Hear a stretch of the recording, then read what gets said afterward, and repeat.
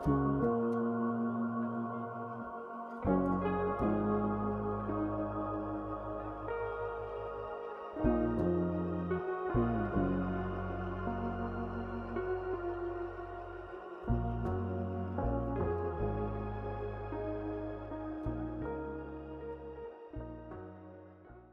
ៅពេលដែលបងប្អូនទាំងអស់គ្នារអ៊ូរទាំក្នុងជីវិតអូខ្ញុំក្រខ្ញុំវេទនាក៏លេចមើលនៅហុងកុងដែលជាប្រទេសជឿនលឿនល្អបំផុតដែលមើលទៅអស្ចារ្យតែម្ដងពីព្រោះបងប្អូនទាំងអស់គ្នាដឹងហើយទីក្រុងហុងកុងគឺជាទីក្រុងមួយដែលល្បីនៅក្នុងប្រទេសចិនដែលល្អជាងទីក្រុងផ្សេងៗនៅប្រទេសចិនទៀតប៉ុន្តែបងប្អូនទាំងអស់គ្នាដឹងអត់ទូទាំងពិភពលោកនៅលើសកលលោកយើងនេះកន្លែងល្អក៏តែងតែមានកន្លែងដែលប្រជាពលរដ្ឋរស់នៅពិបាកវេទនាដែរហុងកុងអ្នកទាំងអស់គ្នា GDP គេគឺខ្ពស់តែម្ដងប៉ុន្តែក៏មានកន្លែងខ្លះដែលបងប្អូនប្រជាពលរដ្ឋក្រីក្រក៏រស់នៅដែរក៏លក់តាមចាមខ្នោលក់បន្លែលក់អីដូចតែយើងអញ្ចឹងណាអ្នកទាំងអស់គ្នាទីក្រុងទំនើបមែននៅតែមានគេលក់បន្លែផ្លែឈើនៅតាមផ្លូវហូរហែតែម្ដងផ្លែឈើទាំងអស់ហ្នឹងគឺអត់សូវថ្លៃបងប្អូនទាំងអស់គ្នាសូម្បីតែអាផាតមិនដែលពួកគាត់រស់នៅនេះសុទ្ធតែសឹងតែជាអាផាតមិនចាស់មិនមែនតែមនុស្សទាំងអស់គ្នាមានលុយទៅទិញអាផាតមិនល្អៗនៅទេដោយសារតែទីក្រុងហុងកុងនេះគឺជាកូនកោះមួយដែលទូចដែលអត់មានផ្ទះប្រជាពលរដ្ឋទេភាគច្រើនសុទ្ធសឹងតែជាខុនដូអាផាតមិនខ្ពស់ៗដែលគេរស់នៅជុំគ្នាតែម្ដង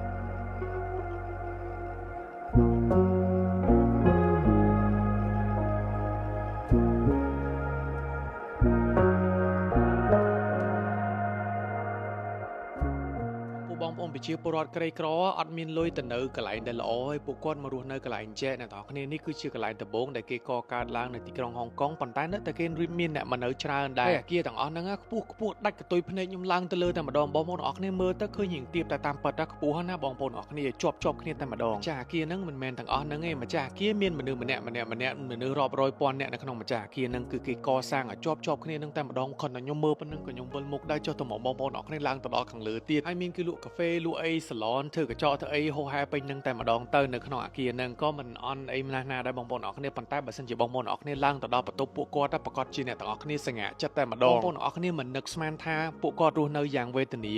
បែបហ្នឹងសោះខ្ញុំនឹងបង្ហាញរូបភាពរបស់បងប្អូនទាំងអស់គ្នាមើលនៅបន្តិចទៀតនេះខ្ញុំចង់ប្រាប់ថាតំបន់អ្នកមានតំបន់អ្នកក្រខ្សត់ក៏នៅតែមានអ្នកក្រខ្សត់ដែរបងប្អូនមិនគ្រប់តែប្រទេសចិនត្រូវតែមានអ្នកមានទាំងអស់ណាក៏លេខទៅមើលអាគារនៅខាងក្នុងកាលពីប្រហែល 4-5 ឆ្នាំមុនមិនមែនយូរទេវីដេអូនេះ 4-5 ឆ្នាំមុននៅដល់ឥឡូវអ្នកទាំងអស់គ្នាបងប្អូនដែលគាត់រស់នៅទីក្រុងហុងកុងគាត់រស់នៅអញ្ចឹងនៅដាក់ថ្នាក់លើអ្នកដែលក្រខ្ញុំនិយាយអ្នកក្រណាជួលបន្ទប់គេរស់នៅថ្នាក់អញ្ចឹងដល់រាល់ថ្ងៃហ្នឹងនៅខាងលើហ្នឹងប៉ុន្តែខ្ញុំអត់មានសមត្ថភាពក្នុងការឡើងទៅដើម្បីបង្ហាញបងប្អូនទាំងអស់គ្នាពួកគាត់រស់នៅផ្ទះទូចថ្ងៃឡើងគាត់ចេញទៅធ្វើការរកស៊ីដូចបងប្អូនទាំងអស់គ្នាឃើញអញ្ចឹងបើសិនជាពួកគាត់ធូរធារទៅពួកគាត់អាចមូចេញពីអាគារជរាហ្នឹងអាចទៅនៅអាគារដែលល្អមាន space ធំទូលាយមើលតែគេហាលខោហាលកៅអៅទៅហាលលីអូអីនៅខាងក្រៅចុះបងប្អូនទាំងអស់គ្នាឃើញក្រែបងប្អូនអ្នកទាំងអស់គ្នាសម័យមើលថ្នាក់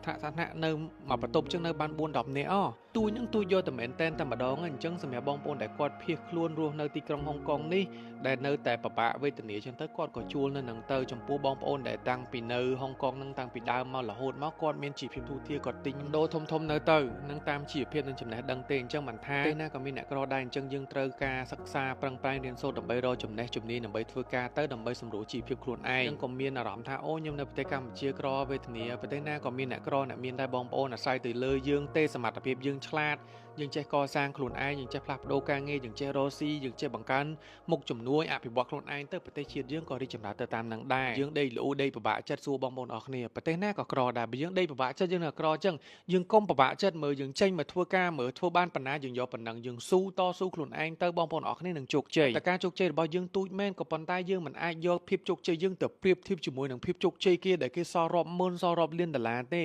យើងរស់នៅផ្ទះតូចប៉ុន្តែយើងរស់នៅមានក្តីសុខហើយជាការជោគជ័យរបស់យើងបានប៉ុណ្ណឹងយើងជោគជ័យប៉ុណ្ណាយើងរស់នៅប៉ុណ្ណឹងសុភមង្គលយើងក៏តែប៉ុណ្ណឹងតាមនឹងដែរអញ្ចឹងខ្ញុំចង់បង្ហាញបងប្អូនអរគ្នាតែប៉ុណ្ណឹង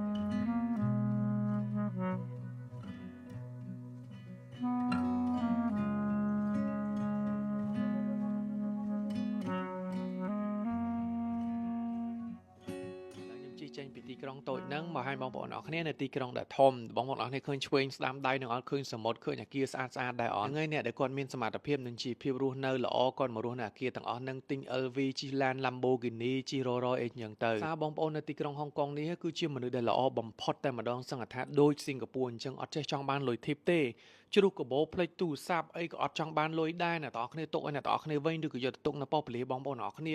ឡានទំនើបងាយស្រួលក្នុងការជិះបកដៃហៅឡើងចូលជិះចុចកុងទ័រទៅតែម្ដងមានបន្លំបងប្អូនទាំងអស់គ្នាកោយទេចិននេះគឺជាចិនបរិសុទ្ធតែម្ដងចិនហុងកុងរស់នៅក្រោមការគ្រប់គ្រងរបស់ចិនហ្នឹងដូចជាតែ 50% ទេអញ្ចឹងមានន័យថា system ប្រព័ន្ធគ្រប់គ្រងប្រជាពលរដ្ឋគេហ្នឹងមិនសូវជាដូចចិន 100% បងប្អូនទាំងអស់គ្នានៅនេះគឺគេបើកសេរីឲ្យ tourist មានន័យថាភ្ញៀវទេសចរជាតិនិងអន្តរជាតិចូលមកទស្សនាវិនិយោគនៅក្នុងប្រទេសទីក្រុងហុងកុងនេះគឺដោយសេរីតែម្ដងដោយនៅក្នុងទីក្រុងហុងកុងនេះមានធនាគារអន្តរជាតិរហូតដល់300ធនាគារជាងអ្នកទាំងអស់គ្នាគឺជាតំបន់សេដ្ឋកិច្ចកណ្ដាលរបស់ប្រទេសចិនតែម្ដងអញ្ចឹងហើយបានចិន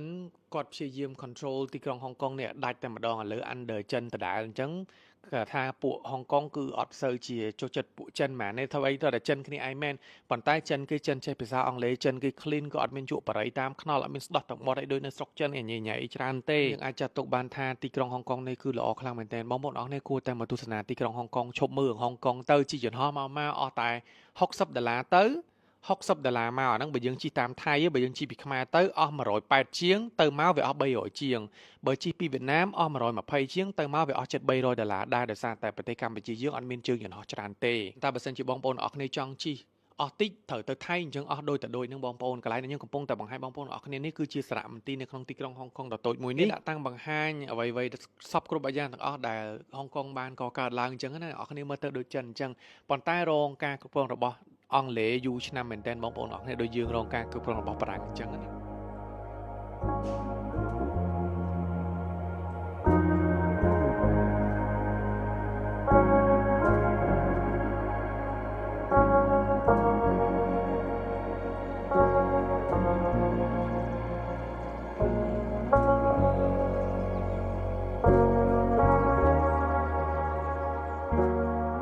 ផ្ទះបាយនៃការចម្អិនអាហារនិងការរស់នៅរបស់ប្រជាជនហុងកុងដែលបានជម្លៀសមកនៅក្នុងទីក្រុងហុងកុងនេះគឺថាអស្ចារ្យតែម្ដងប្រវត្តិមានច្រើនហូរហែទៀតប៉ុន្តែខ្ញុំអត់ដឹងទេគ្រាន់តែបង្ហាញបងប្អូនទាំងអស់គ្នានៅទស្សនីយភាពត្រួសតែប៉ុណ្ណោះអញ្ចឹងនៅវីដេអូក្រោយទៀតខ្ញុំនឹងបង្ហាញបងប្អូនទាំងអស់គ្នានៅទីក្រុងម៉ាកាវប្រទេសចិនដូចគ្នាជួបខ្ញុំនៅវីដេអូក្រោយទៀតអរគុណបងប្អូនទាំងអស់គ្នាដែលតែងតែតាមដានទស្សនាវីដេអូរបស់ខ្ញុំនៅរៀងរាល់ព្រឹកពោឆ្នាំថ្មីសំណាងល្អសុខភាពល្អជម្រាបលា